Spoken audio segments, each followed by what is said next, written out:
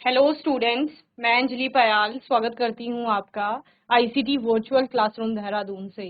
कैसे हैं आप सब लोग? उम्मीद करती हूँ आप सब लोग अच्छे होंगे और अपनी लाइफ में बहुत बेहतर कुछ कर रहे होंगे। आज हम बात कर रहे हैं क्लास 7th के साइंस की, और जैसे कि आप लोग जानते हैं एसिड बेस एंड सॉल्ट आपका चैप्टर यहाँ पर चल रहा था, उसी पर आज हम बात करेंगे। एक बार क्विक रिवीजन ले लेंगे, एसिड क्या होता है, बेस क्या होता है, और इसके अलावा इनमें क्या क्या प्रॉपर्टीज आपको देखने को मिलती हैं, एग्जाम्पल्स क्या क्या हैं, इंडिकेटर्स पर हम लोगों ने बात की थी, तो उसी को आज एक बार रिवाइज करेंगे। ओके, चलिए। तो अम्ल, क्षार और लवण में हमने शुरू कहाँ से किया था? अम्लों से शुरू किया था, ठीक है ना। कोई भी पदार्थ जो स्वाद में, जिसको हम खा सकते हैं, ठीक है ना, सारी पदार्थ तो हम खा नहीं सकते, लेकिन कुछ कुछ चीजों को हम खा सकते हैं। जिन चीजों को हम खाते हैं और खाने में अगर उसका स्वाद खट्टा है तो वो उसमें कोई ना कोई अम्ल उपस्थित हो सकता है, ठीक है। इसके अलावा लिटमस, जो कि आपका एक इंडिकेटर है, सूचक है। अगर आपने नीले लिटमस पे किसी अम्ल को डाला, नीला लिटमस पेपर होता है, ठीक है ना, उस पे आपने अगर किसी अम्ल को डाला और अम्ल को डालने पर उसका रंग लाल हो गया, इसका मतलब वो क्या है? एसिड है। कौन? जो आपने डाला उसमें पदार्थ। ओके, रिएक्ट्स विद बेस, अम्ल जब क्षार से अभिक्रिया करता है टू फॉर्म सॉल्ट, तो आपका क्या बनता है? वहां पर लवण बनता है। सोर्सेज ऑफ एसिड क्या क्या है? कौन कौन सी चीजें आपको स्वाद में खट्टी लगती है? सेब, खटास होती है उसमें। लेमन, खट्टा होता है, नींबू। टमाटो, टमाटर आपका खट्टा होता है। विनेगर, सिरका, उसमें भी एक प्रकार का खट्टापन होता है। कर्ड यानी कि दही, वो भी खट्टी होती है, ठीक है ना। तो ये सारे पदार्थ क्या है? खट्टे हैं, यानी इनमें कोई ना कोई किसी न किसी प्रकार का अम्ल उपस्थित है। क्लियर? देन हमने क्षार की बात की थी। क्षार जिनका टेस्ट, अगर स्वाद की बात करें तो कड़वा या कसैला होगा, ठीक है ना। ये क्या करते हैं? अगर लाल लिटमस के संपर्क में आएंगे, किसी क्षार को अगर आप लाल लिटमस में डाल रहे हो तो उसका रंग कैसा हो जाएगा? नीला हो जाएगा। और ये अगर अम्ल से अभिक्रिया करेंगे तो ये लवण बनाते हैं, साथ में आपका जल भी बनता है, ठीक है। एग्जाम्पल क्या क्या? डिटर्जेंट हो गया, डिटर्जेंट पाउडर जो होता है। बेकिंग सोडा, बेक करने में यूज में आता है।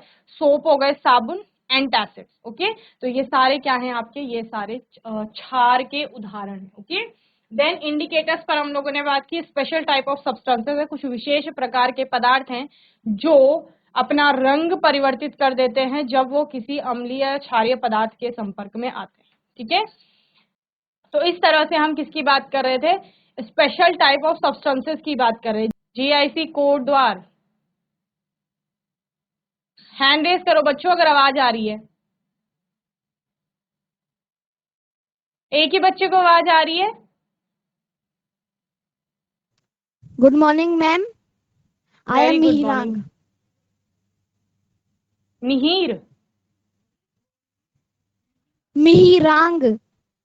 मिहिरांग। ओके, वॉइस क्लियर है Yes, आपको? ma'am. आ रही है मेरी वॉइस? Yes, ma'am. ठीक है, वेरी गुड। कौन सी क्लास में है? 6th. 6th में। ओके, चलिए बैठ जाएंगे। जो भी पढ़ाया जा रहा है उसको अच्छे से पढ़ेंगे, ठीक है। फिर बीच में क्वेश्चन करेंगे तो उनका Yes, आंसर ma'am. करेंगे, ठीक है। सिट डाउन बच्चे। तो इंडिकेटर्स पर हम लोगों ने जैसे पहले पढ़ा है, मैंने आपको बता दिया है कि सारा हम पढ़ चुके हैं, बस एक बार क्विक रिवीजन ले रहे हैं जितना पढ़ लिया उसका, ठीक है ना। इंडिकेटर्स यानी कि सूचक। स्याल दे, ध्यान देंगे, बातें नहीं करेंगे। जीआईसी स्याल दे, क्या कर रहे हैं आप लोग? बातें नहीं करेंगे बिल्कुल भी। देखो कोटद्वार के बच्चे कैसे बैठे हैं डिसिप्लिन के साथ, ऐसे ही बैठिए। So special type of substances है, कुछ विशेष पदार्थ, प्रकार के पदार्थ है जो कि किसी अम्लीय या क्षारीय माध्यम के संपर्क में आने पर या किसी अम्लीय या क्षारीय विलयन के संपर्क में आने पर अपना रंग परिवर्तित करते हैं, ठीक है। जैसे हमने बोला लिटमस पेपर है, और लिटमस पेपर क्या कर रहा है? जब अम्लीय या आपका क्षारीय के संपर्क में आ रहा है तो वो अपना रंग परिवर्तित कर रहा है, ठीक है ना। तो कुछ इस तरह से हमने सबसे पहले इंडिकेटर की बात की थी हमने, नेचुरल इंडिकेटर में लिटमस की, जिसको कि लाइकन से एक्सट्रैक्ट किया जा रहा था, ठीक है। और यहाँ पर हमने देखा कि क्षारीय माध्यम में, अम्लीय माध्यम में और उदासीन, तीनों माध्यमों में या तीनों विलयनों में हमने दो प्रकार की लिटमस पेपर यूज किए थे, एक रेड और एक ब्लू, ठीक है, एक लाल रंग का और एक नीले रंग। तो हमने क्या देखा कि लाल और नीला स्ट्रिप जब हम इस क्षारीय विलयन में डुबोते हैं, क्षारीय विलयन जैसे साबुन का घोल है सपोज, इस साबुन के घोल में आपने दोनों लिटमस पेपर, पतली पतली स्ट्रिप्स होती है, लैब में दिखेंगे आपको, ठीक है ना, तो उनको डुबोया, तो फिर क्या हुआ? यहाँ पर आपने क्या देखा कि नीला वाला जो लिटमस पेपर था, ये जितना डुबोया गया उतना नीला ही रहा, कोई रंग परिवर्तित नहीं हो। लेकिन लाल वाला देखिए, ये लाल था पूरा, जितना इसको डिप किया गया उतना ये नीला हो गया, यानी लाल लिटमस पेपर नीले में परिवर्तित हो गया जब वो साबुन के पानी के संपर्क में आया, यानी साबुन का पानी यानी बेस, क्षार के संपर्क में। तो यानी जब कोई क्षारीय विलयन में हम लोग लाल लिटमस पेपर को डालेंगे तो वो लाल लिटमस नीले में परिवर्तित हो जाएगा, ठीक है। उसके बाद हम अम्ल की बात करेंगे, तो अम्ल में क्षार के ठीक विपरीत होता है। तो यानी क्षार को अच्छे से पढ़ लो, उसके ठीक विपरीत किसमें होगा, अम्ल में होगा। अम्ल ने क्या किया, नीले लिटमस में कोई प्रभाव नहीं दिखाया, उसका रंग परिवर्तित नहीं हुआ। आपने नीला लिटमस पेपर डुबोया, फिर बाहर निकाला, वो नीला ही रहा, ठीक है। किसमें डुबोया था, साबुन के घोल में, जो कि क्षार है आपका एक, ओके। और लाल लिटमस पेपर को जब भी डुबोया तो उसका रंग नीला हो गया। अब मैंने क्या बोला, आपने दूसरा विलयन लिया, जैसे सपोज नींबू का रस है ये, ठीक है। इसमें आपने सेम दोनों स्ट्रिप डुबोई, रेड भी और ब्लू भी, तो आपको क्या देखने को मिला, रेड वाली तो एज इट इज रही। मैंने क्या बोला, ठीक इसके विपरीत होगा, यहाँ लाल रंग परिवर्तित किया, यहाँ लाल रंग परिवर्तित नहीं करेगा, ठीक है। तो अम्ल में जो कि नींबू का रस है आपका, उसमें लाल स्ट्रिप को डुबोने पर वो लाल ही रही, लेकिन जो नीला वाला था वो लाल में परिवर्तित हो, ठीक है। और तीसरा, जैसे उदासीन, पानी आपका उदासीन है, ठीक है, तो उसमें जब हमने दोनों स्ट्रिप डुबोई तो जो उदासीन विलयन होते हैं उनमें क्या होता है, वो अब किसी भी लिटमस पेपर का रंग नहीं बदलते, तो लाल लाल ही रहा और नीला आपका नीला ही रहा। तो कितना याद करना है, बस एक लाइन आपको याद करनी है कि जो क्षार होते हैं वो लाल लिटमस पेपर को नीला कर देते हैं। क्या बोला मैंने, जो क्षार होते हैं यानी कि साबुन जो है आपका, वो लाल लिटमस पेपर को नीला कर देगा। अब करते जाओ इसका उल्टा, यानी लाल जो है वो नीले में बदल रहा है, इसका मतलब क्षार नीले पर कोई प्रभाव नहीं डालेंगे, नीले का रंग नहीं बदलेंगे, ठीक है। चूंकि क्षार लाल को नीला कर रहा है, इसका मतलब जो अम्ल होगा वो नीले को लाल करेगा, ठीक है। और वहां पर क्योंकि नीला आपके लाल में बदल रहा है, इसका मतलब लाल का रंग नहीं बदलेगा, ओके। तो क्या लाइन याद करनी है कि क्षार जो होते हैं वो लाल लिटमस को नीला कर देते हैं, बस। उसके बाद आप उसको क्या करते जाएंगे, मैंने बोला सेम उसको चेंज करते जाएंगे, एसिड के लिए भी और बेस के लिए भी। टर्मरिक हमने सेकंड नेचुरल इंडिकेटर देखा था, हल्दी।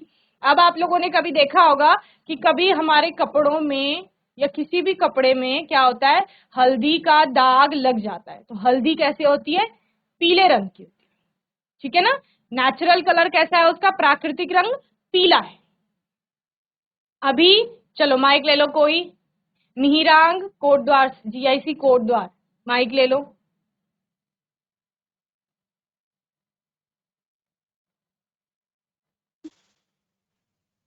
हाँ जी, हल्दी का रंग कैसा होता है बताओ, हल्दी देखिए आपने, यस मैम, यस। तो कैसा होता पीला। है उसका रंग, पीला होता है, ठीक है।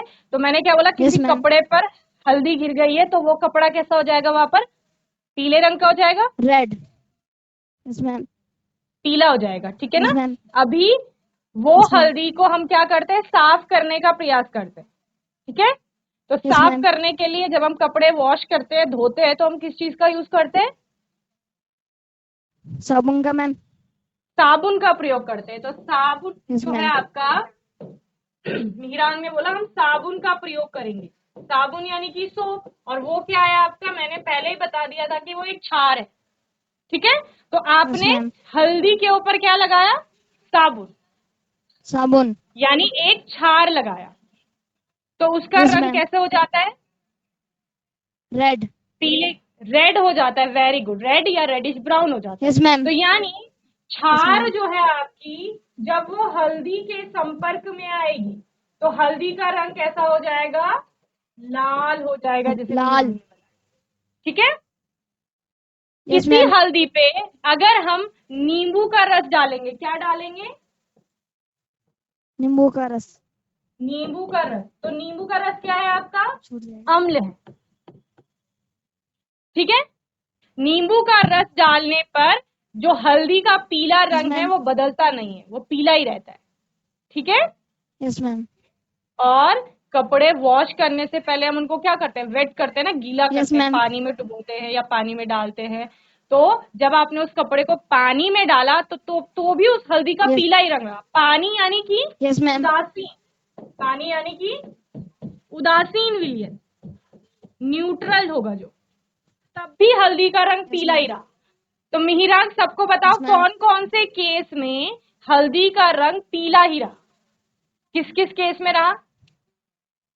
जब आपने हल्दी Lemon. में लेमन लेमन के केस में, वेरी गुड, और पानी में पानी, भिगाने पर। Very good. जब पानी में हल्दी डाली तब भी पीली थी, जब नींबू के रस के साथ Yes, डाली ma'am. तब भी पीली थी। तो पानी का मतलब Yes, है ma'am. उदासीन विलयन, ठीक है। Yes, ma'am. और नींबू का रस यानी अम्लीय विलयन। Yes, ma'am. तो हल्दी जो होती है वो एज एन इंडिकेटर यूज की जाती है, एक सूचक की तरह यूज की जाती है, उपयोग में लाई जाती है, यानी कि वो बताएगी कि जो Yes, ma'am. दिया गया पदार्थ है वो अम्लीय है, क्षारीय है या फिर उदासीन है। लेकिन इसमें होता क्या है, पानी और नींबू का रस जो है ये दोनों हल्दी का रंग नहीं बदल रहे हैं, यानी अम्ल और उदासीन ma'am. विलयन में जब हल्दी आ रही है तो हल्दी अपना रंग परिवर्तित नहीं कर रही है, वो पीली है।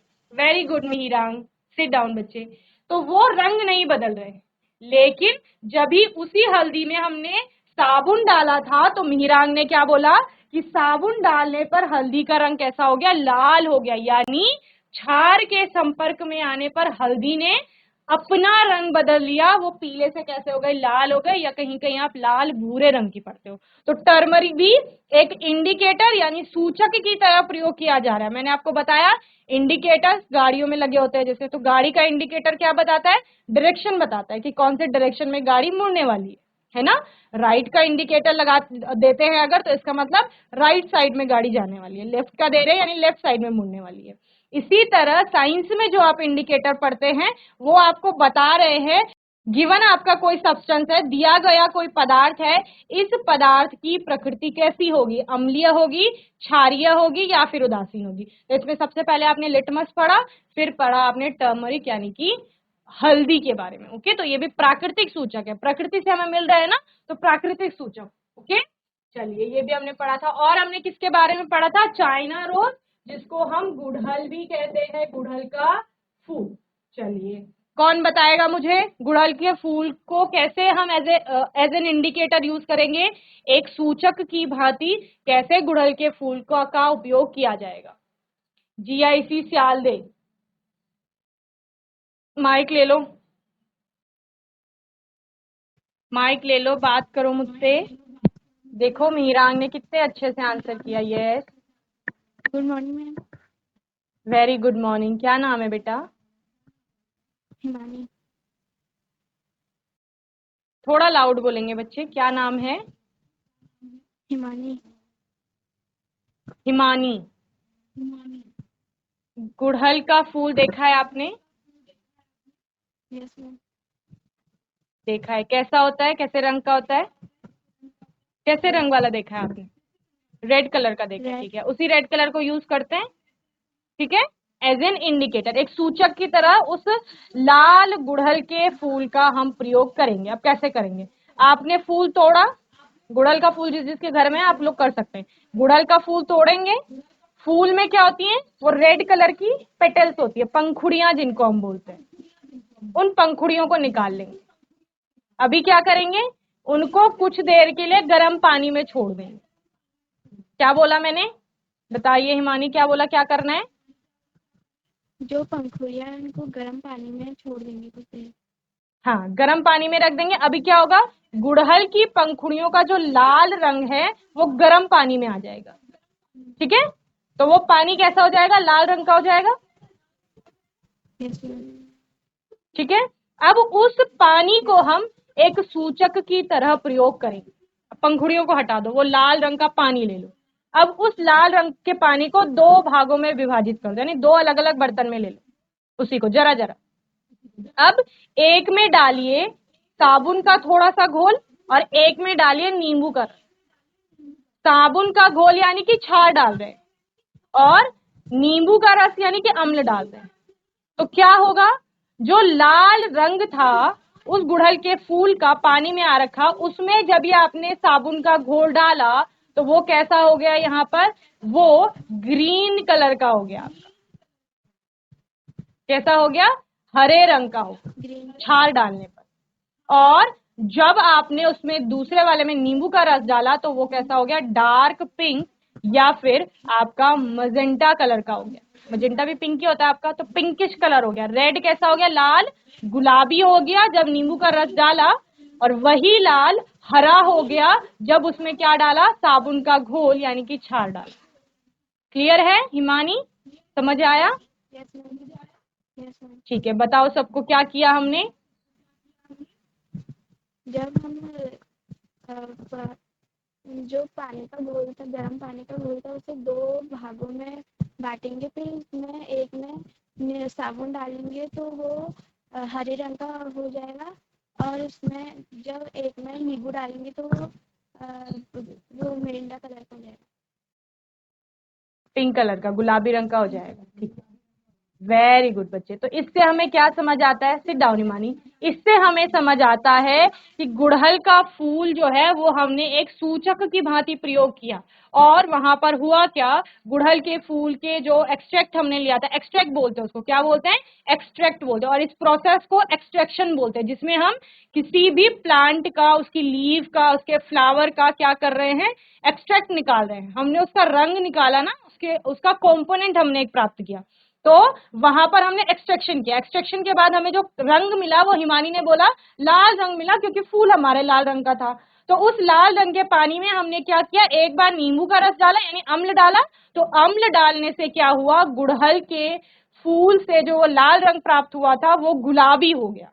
और दूसरे में हमने डाला साबुन का घोल, तो साबुन का घोल यानी कि क्षार, तो जब भी हमने क्षार डाला तो क्षार डालने पर वो लाल रंग कैसा हो गया, हरा हो गया। तो इसी तरह गुड़हल के फूल का जो एक्सट्रैक्ट था उसने अपना रंग परिवर्तित किया, और अपना रंग परिवर्तित करके हमें बताया कि गिवन जो सब्सटेंस था वो साबुन का घोल यानी कि क्षार था या फिर वो कोई अम्ल था। ठीक है ना, तो रंग परिवर्तित करके, सूचक क्या होते हैं, जो अपना रंग परिवर्तित करके हमें किसी विलयन की प्रकृति बताते हैं कि ये अम्लीय है या फिर क्षारीय है। ठीक है, तो ये हो गया आपका तीसरा नेचुरल इंडिकेटर। इसके बाद में न्यूट्रलाइजेशन रिएक्शन यानी उदासीनीकरण अभिक्रिया। ठीक है, अब हैंड रेज करिए, उदासीनीकरण क्या है, कई बार पढ़ चुके हैं हम लोग। उदासीनीकरण अभिक्रिया क्या है, अम्ल के बारे में पढ़ा, क्षार के बारे में पढ़ा, ठीक है, और क्या पढ़ा, सूचकों के बारे में पढ़ा। अब उदासीनीकरण कौन बताएगा, जीआईसी स्यालदे और GIC Kotdwar, GIC Gwaldam. Hand raise करो जो उदासीनीकरण बताएंगे, जल्दी से जितना भी आता है बताइए। यस, माइक ले लीजिए, कोटद्वार माइक ले लो बच्चे।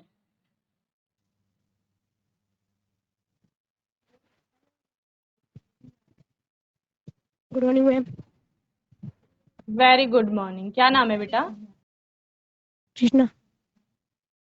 कृष्णा। कृष्णा कौन सी क्लास में है आप? 7th। 7th में, वेरी गुड। चलिए, उदासीनीकरण बताएंगे आप हमें। मैम, उदासीनीकरण उसे कहते हैं जिसका कोई प्रभाव नहीं पड़ता। ठीक है, प्रभाव नहीं पड़ता। अगर हम अम्लों और क्षारों के बेसिस पे पढ़ रहे हैं इसको, तो उसका अर्थ क्या होता, उदासीनीकरण से क्या समझेंगे? अम्ल और क्षार का कोई प्रभाव नहीं पड़ेगा उस पर। ओके, और कुछ? चलिए, वेरी गुड, सिट डाउन बच्चे। कोई और बताएगा हमें उदासीनीकरण के बारे में? जीआईसी कोड द्वारा आप हैंड रेस कर रहे थे, फ्रंट सीट, माइक ले लो। चलिए, किसी और को आंसर करना है? Ma'am, my name is Aryan. Aryan बताइए, न्यूट्रलाइजेशन क्या है? Ma'am, class 6। हाँ जी, क्लास 6 में। आप बताइए, उदासीनीकरण पता है आपको, कभी सुना है आपने? क्या? किसी और से नहीं पूछना है, कोई और नहीं बताएगा। No ma'am. फिर जो बता रहे हैं उनको माइक दे दीजिए।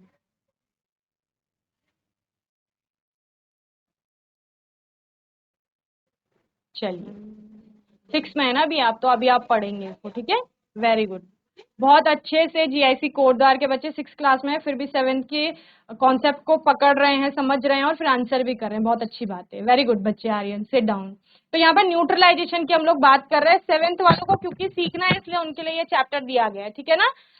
क्योंकि हमें ये नहीं आता इसलिए हमारे सिलेबस में हम इसको पढ़ रहे हैं, ठीक है। और हम यहाँ पर क्यों हैं, हम यहाँ पर इसलिए हैं ताकि आपको समझा पाए कि न्यूट्रलाइजेशन होता क्या है। तो जैसे कृष्णा ने बोला, वो उदासीनीकरण का आप बोल सकते हैं कि शब्द का अर्थ हो सकता है कि इसका प्रभाव नहीं है, लेकिन जब हम साइंस में उदासीनीकरण को पढ़ रहे हैं तो इसका मतलब क्या है। मैंने आपको क्या बोला, एक एसिड है, दूसरा बेस है, ठीक है ना, एक अम्ल है और दूसरा क्षार है। यानी ये क्या है, ये विलयनों की प्रकृति बता रही है कि कोई अम्लीय प्रकृति का है, कोई क्षारीय प्रकृति का है।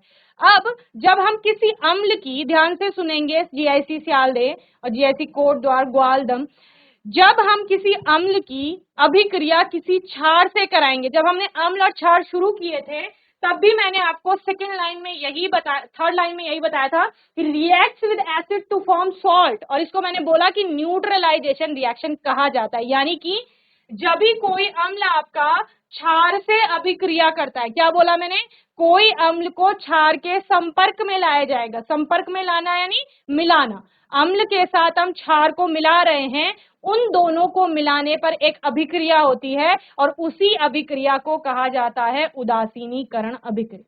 क्या कहा मैंने, जब अम्ल की अभिक्रिया क्षार से कराई जाएगी, अभिक्रिया से क्या समझे, कुछ ना कुछ परिवर्तन हो रहा है वहां, ठीक है। जब किसी अम्ल में कोई क्षार मिलाया जाएगा तो उसको मिलाने पर आपका लवण बनता है, एक साथ में जल बनेगा, इसी अभिक्रिया को उदासीनीकरण अभिक्रिया कहा जाता है, ठीक है। बोलो समझ में आया, हैंड रेस करो जिसको समझ में आया, हाथ उठाइए जिन्हें समझ में आ गया,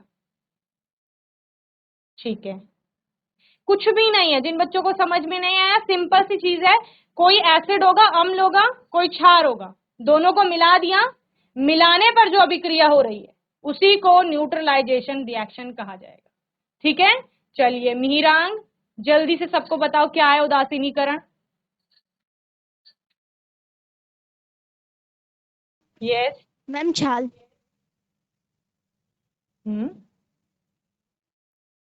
मैम छाल को। क्षार को अम्ल के साथ मिलाया जा रहा है, यस मैम। तो इसी को क्या कहा जा रहा है, उदासीनीकरण कहा जा रहा है, ठीक है ना। करण। यानी कि न्यूट्रलाइजेशन जिसे बोल रहे हैं। चलिए वेरी गुड। जीआईसी स्याल दे, कौन बताएगा neutralization. Very good Mirang, sit down. स्याल दे जल्दी से बताइए, कृष्णा हिमानी के अलावा कोई और बताओ न्यूट्रलाइजेशन क्या है। खुद से हैंड रेस करिए, कोटद्वार, स्याल दे, ग्वालदम। चलिए morning ma'am. Very good morning. क्या नाम है बेटा। हर्षित। हर्षित। हर्षित, क्या होता है न्यूट्रलाइजेशन। मैम अम्ल और क्षार को जब मिलाया जाता है तब उदासीनीकरण बनता है। बनता नहीं, इसको उदासीनीकरण कहते हैं, ठीक है। बनता क्या है वहां पर, Yes, ma'am. लवण बनेगा, ठीक है, और दूसरा जल यानी कि Yes, ma'am. पानी बनेगा, ठीक है। Yes ma'am. और वेरी गुड बच्चे, सिट डाउन। और यहाँ पर लवण क्या है, सिंपल सा लवण, बहुत साधारण लवण जो सब लोगों के घरों में, सभी के किचन में होता है, वो होता है हमारा कॉमन सॉल्ट जिसे कहा जाता है, यानी साधारण नमक। नमक सभी के घर में होता है, बोलो सबने देखा है नमक, हैंड रेस करिए जिसने नमक देखा है। देखा है नमक, तो वो नमक क्या है, वो लवण है, क्या है, सॉल्ट है आपका, यानी कि जिसको कहा जा रहा है लवण। और उसको बनाने की अभिक्रिया ये है, ठीक है ना। इसमें कहाँ बन रहा है नमक, ये बन रहा है NaCl, क्या है, आप इसको नमक बोलो या फिर साधारण नमक बोलो या कॉमन सॉल्ट बोलो, यही आपका नमक है जिसको हम लोग घर में यूज करते हैं, ठीक है ना। चलिए इसको बना कैसे रहे हैं, एक क्षार था, ठीक है, NaOH, सोडियम हाइड्रोक्साइड इसको बोलते हैं, कॉस्टिक सोडा भी इसको कहा जाता है। इसकी अभिक्रिया हाइड्रोक्लोरिक एसिड, हाइड्रोक्लोरिक अम्ल, जो कि आपका क्या है, एक अम्ल से हो रही है अभिक्रिया। प्लस का साइन क्या बताता है आपको, योग बताता है ना, टोटल या मिलाना किसी चीज को। इसका मतलब इस क्षार में हमने इस अम्ल को मिलाया, तो जब हमने इस क्षार में इस अम्ल को मिलाया तो ये हो गया उदासीनीकरण। और उदासीनीकरण के बाद बना क्या, ये एरो हमें बताता है कि आगे को प्रोसेस चल रही है और उसके बाद में बन क्या रहा है। तो बना क्या, NaCl बना एक, तो जो हमारा नमक है व्हाइट सॉल्ट या साधारण नमक जिसको बोलते हैं, और साथ में क्या बना, H2O। H2O किसका फॉर्मूला होता है, इस प्रकार से लिखा जाता है, ये सबस्क्रिप्ट में नीचे आता है 2, ठीक है ना। H2O ये होता है आपका जल, यानी कि वाटर जिसे आप बोल रहे हो, पानी जिसे बोल रहे हैं, बर्फ जिसका बना रहे हैं, या भाप जिसकी बन रही है, तीनों का फॉर्मूला यही है H2O।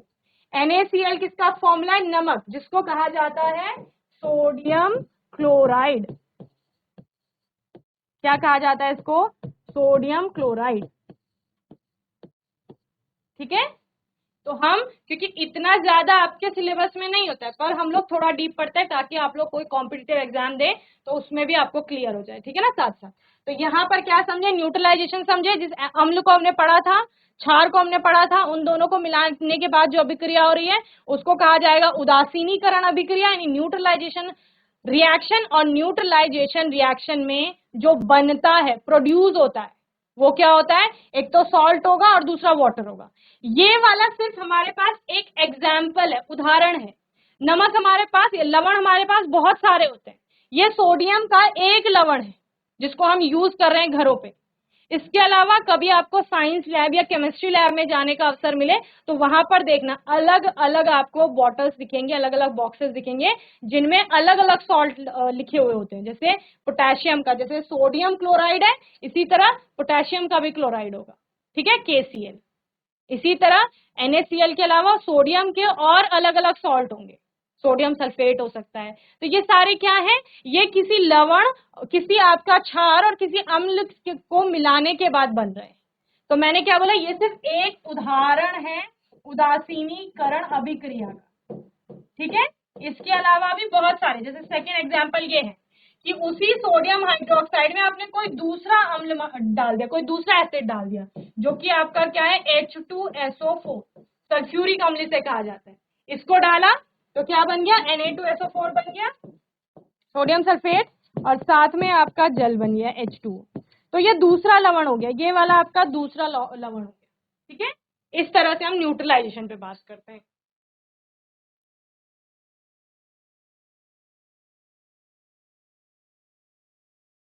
आज के इस सेशन में GIC सियालदह और GIC कोटद्वार के बच्चों ने बहुत अच्छे से आंसर किया। सभी बच्चों को ऐसे ही पढ़ाई करनी है। GIC ग्वालदम के बच्चों ने भी बहुत अच्छे से रिस्पॉन्स किया। बाकी कोई डाउट होगा, कोई क्वेश्चन होगा तो आने वाले सेशन में आप लोग पूछ लेंगे। अपने आने वाले सेशन में हम कुछ नए टॉपिक्स के साथ आएंगे। तब तक के लिए ICT वर्चुअल क्लासरूम से जुड़ने के लिए धन्यवाद।